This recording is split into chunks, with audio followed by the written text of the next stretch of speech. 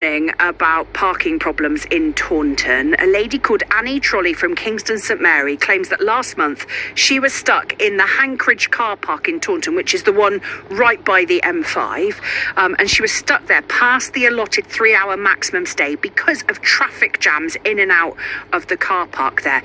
If you've never been there, there are lots of big stores. It's like a retail estate, so you've got like the Range, and there's like a Costa, and there's like loads of other shops I can't remember the name of, but obviously only one way in or out. So Annie is refusing to pay the parking fine because she says she couldn't physically drive away from the space that she was in. This was on the 4th of November. We went to Hankridge car park, and as we were driving in, we sort of said, God, there's a lot of traffic about. It's really strange. It felt weird. There were blockages going in and coming out of the car park. We went in the Range, and when we came out, it was an absolute logjam. It was totally full of cars. So husband sat in the car, and I said, well, I'll go in and look in a shop while you're there. And I went over to Sainsbury's, back again, and so it went on for about 2 hours. He didn't move at all. He couldn't even pull out of the space we were in because there were cars trying to get round, and they were all blocked as well. As I say, when we got out to sort of look around, everywhere was the same. So Annie can't have been the only one. So can we get some tips and maybe a bit more information about parking like this? Scott Dixon is a consumer and motoring disputes expert and has been speaking to BBC Radio Somerset's Matt Faulkner, firstly about the difference in parking tickets. Councils and local authorities, they issue what's called penalty charge notices, and these are fines for infringements on public highways. And that's the key difference between local authority parking tickets and private parking tickets. And private parking operators, they issue very similar tickets called parking charge notices, and they're designed to look similar to official parking fines. But in reality, it's not a fine. It's simply an invoice for an alleged breach of contract for parking on private land.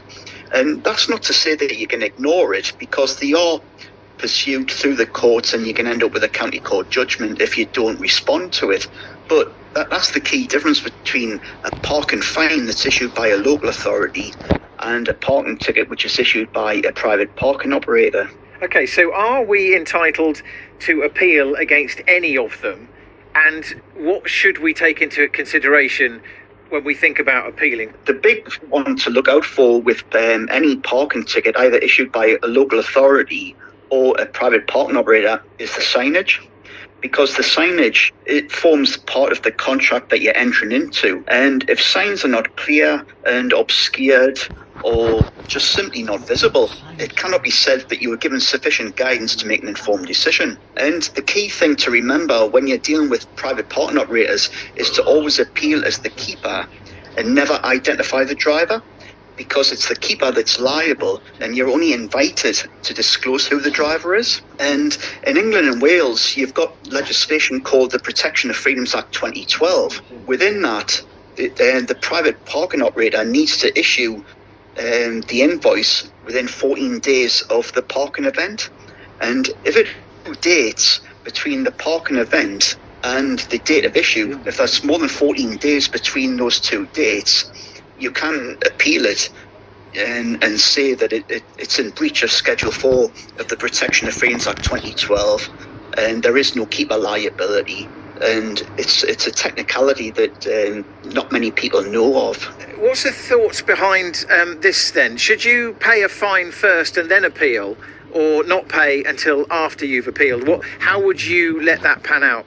Well, you never pay and appeal afterwards, because if you pay, you're accepting liability and the case is closed. So you always lodge an appeal with a private parking operator in the first instance. Always appeal as keeper and never identify the driver, because if you identify the driver, you are inadvertently transferring liability from keeper to driver, and they don't know who's driving the vehicle, and they rely on you inadvertently telling them. So always appeal as keeper. Never use the words I and we, because by doing so, you're inadvertently identifying who the driver is. So follow the appeals process.